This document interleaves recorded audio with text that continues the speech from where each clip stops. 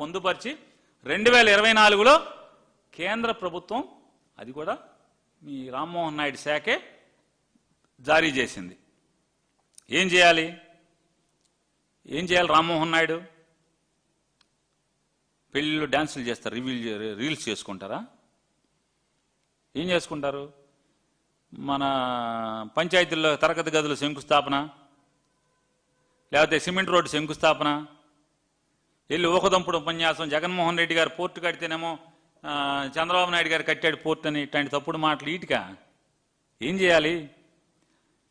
కేంద్ర ప్రభుత్వంలో అసలు ఎన్ని సంస్థలు ఉన్నాయి? ప్రైవేట్ విమానయాన సంస్థలు ఎన్ని ఉన్నాయి?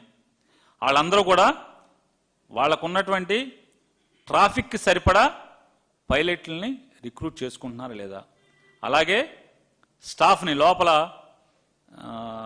వాళ్ళని క్యాప్టెన్లని అంటారు, స్టివర్డ్స్ అంటారు కదా, వాళ్ళకంటే దాదాపుగా నాకెవరో పైలట్ చెప్తున్నాడు 10 సీట్లు మించి దాటి 11వ సీటు ఉన్నా కూడా పైలట్లే కాదు లోపల సర్వ్ చేసేటువంటి స్టాఫ్ కూడా ట్రైన్ అవ్వాలి, ఎగ్జామ్ పాస్ అయి ఉండాలి. వాళ్ళకు కూడా ఈ రెస్ట్ పీరియడు, ఈ ఎంత టైం డ్యూటీ చేశారనేవి కూడా గైడ్లైన్స్ వర్తిస్తాయని చెప్తున్నాడు. కేవలం పైలట్లకే కాదు, దాంట్లో పనిచేసి మంచినీళ్ళు సర్వ్ చేసేవాళ్ళు, లేకపోతే సేఫ్టీ ప్రికాషన్స్ చెప్పేవాళ్ళు, గైడ్ చేసేవాళ్ళు స్టాఫ్ ఉంటారు కదా, వాళ్ళు కూడా కంపల్సరీ గైడ్లైన్స్, ఈ safety guidelines, rest period compulsory వాళ్ళకు కూడా కావాలని చెప్తున్నారు. మరి అవన్నీ కూడా స్టాఫ్ రిక్రూట్మెంట్ జరుగుతుందా, జరగట్లేదా? జరగకపోతే ఏం చేయాలి? ఇంకొక విచ్చలవిడితనం కూడా మీరు పట్టించుకోండి చంద్రబాబు నాయుడు గారు. మీరు వెనకేసుకొస్తున్నటువంటి మీ రామ్మోహన్ నాయుడు పరిపాలనలో ఇండిగో గడచిన 18 మాసాలుగా ఫ్లైట్లు పెంచింది, రూట్లు పెంచింది, అంటే వాళ్ళు ఎగిరేటువంటి రూట్లు పెంచింది, డెస్టినేషన్స్ పెంచింది, వాళ్ళు చేరుకునేటువంటి డెస్టినేషన్స్ పెంచింది, ఆక్యుపెన్సీ రేషియో పెంచుకుంది. కానీ ఫ్లైట్లు పెంచుకోవటం లేదనేది మీ ఓడు ఎందుకు రివ్యూ చేయలేదు? పర్మిషన్ ఎందుకు ఇచ్చారు? ఎప్పటికప్పుడు టైం టు టైం పర్మిషన్, అంటే కొత్తగా రూట్లు అడుగుతున్నాడు ఏంటి? పాత రూట్లకు సరిపడా రిక్రూట్మెంట్ చేశాడా, చేయలేదా? ఎందుకని మీరు పట్టించుకోలేదు? మీ ఓడు పట్టించుకోలేదని అంటున్నా. వెంటనే ఆపాలి కదా, కొత్త రూట్లు ఇవ్వకూడదు కదా. కొత్త రూట్లు ఇచ్చేస్తారు, వాళ్ళు ట్రావెల్ ఇది పెంచేస్తారు, మైలేజ్ పెంచేస్తారు, ఆక్యుపెన్సీ రేషియో పెంచేస్తారు, అన్నిటికీ పర్మిషన్ ఇస్తారు. కానీ స్టాఫ్ రిక్రూట్ చేసుకున్నాడో లేడని మాత్రం చూడరా? ఎందుకని చూడలేదు? ఎందుకు మీ వాడు మొహాట పడ్డాడు?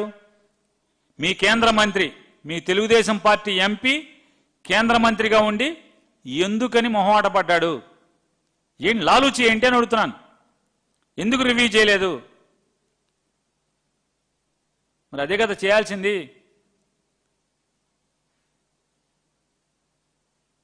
అది ప్రజలు తప్పు పడితే వైఎస్ఆర్ కాంగ్రెస్ పార్టీ మీద పడి ఆడవటం. ఏ ఒక్కరోజన్నా రివ్యూ చేశారా అని అడుగుతున్నాను. రివ్యూ చేయకపోగా ఇంకా ఆయన మాట్లాడతాడు.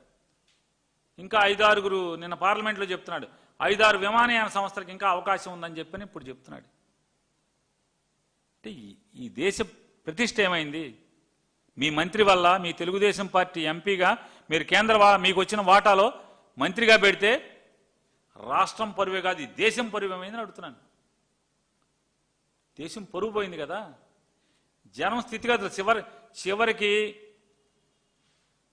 చనిపోయిన మనిషి శవాన్ని కూడా చివరి కోరిక మేరకు తీసుకొచ్చి కన్నం దహనం చేయలేని పరిస్థితులు ఉంటే ఎంత భావోద్వేగాలతో ప్రజలు అల్లాడుతున్నారు. లక్షల మంది ఏం చెప్తున్నారు? మీరు మెల్లగా సర్దుకుంటుందని చెప్తున్నారు. ఎట్లా అంటే మీరు ఎట్లా అయితే రైతులు వాళ్ళ సరుకుల్ని వారి పంటని తెగనమ్ముకుని అప్పులున్నాడు ఆత్మహత్య చేసుకుంటాడో, మళ్ళీ ఆత్మహత్య చేసుకున్నాక మళ్ళీ వాళ్ళ భార్య కొడుకు మళ్ళీ వ్యవసాయం చేసుకుంటారు. ఇదంతా కూడా రొటీన్ జరుగుతూ ఉంటుందిలే ఇదంతా అని చెప్పి మీరంతా తేలిగ్గా మాట్లాడుతున్నారో, అతను కూడా మీ ఆలోచన సరళ మేరకే అంతే తేలిగ్గా అతను వ్యవహరించాడు అనేది కూడా మనకు అర్థమవుతుంది కదా. దండించాల్సింది పోయి దమ 4 బాధాల్సింది పోయి తెలుగుదేశం పార్టీ పరువే కాదు, ఈ రాష్ట్రం పరువే కాదు, తెలుగు వాళ్ళ పరువే కాదు, దేశం పరువు పోయింది కదా. మరి ఇవన్నీ ముందు జాగ్రత్తలు 18 నెలల నుంచి ఏం చేస్తున్నాడు ఆయన చేయించుకోకుండా? రివ్యూలు చేయాలి కదా.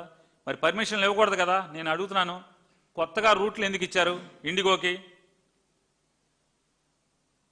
కొత్తగా ఆక్యుపెన్సీ రేట్లు పెరిగేట్టు భారతదేశంలో దాదాపుగా 65% ఆక్యుపై చేసేట్టుగా, 65% విమానయానాన్ని ఆక్యుపై చేసేట్టుగా ఈ 18 మాసాల్లో ఎందుకు పెరగనిచ్చారని అడుగుతున్నాను. ప్రతిసారి మీ ఉద్యోగం ఏంటి మంత్రిగా? అదే కదా. అంటే ప్రశ్నిస్తే బురదేస్తారా చంద్రబాబు నాయుడు గారు? ఈ రాష్ట్రంలో అంటే వైఎస్ఆర్ కాంగ్రెస్ పార్టీ ఓడి ఎవడన్నా సానుభూతి పరుడు ఉంటే ఆడి ఈ రాష్ట్ర ప్రజలు కాదా అని అడుగుతున్నాను.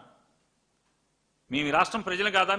మేము ఈ దేశంలో పౌరులం కాదా? మేము తప్పు జరిగితే ప్రభుత్వంలో పనిచేస్తున్నాడు, ప్రమాణం చేసినాడు, బాధ్యత మరిచి లాలూచీ పడి తప్పుడు పనులు చేస్తే ప్రశ్నిస్తామా ప్రశ్నించమా? నిజంగా మీకే ధైర్యం ఉంటే అర్నాబ్ గోస్వామికి దానికి ఎందుకు బాయ్కాట్ చేస్తారు?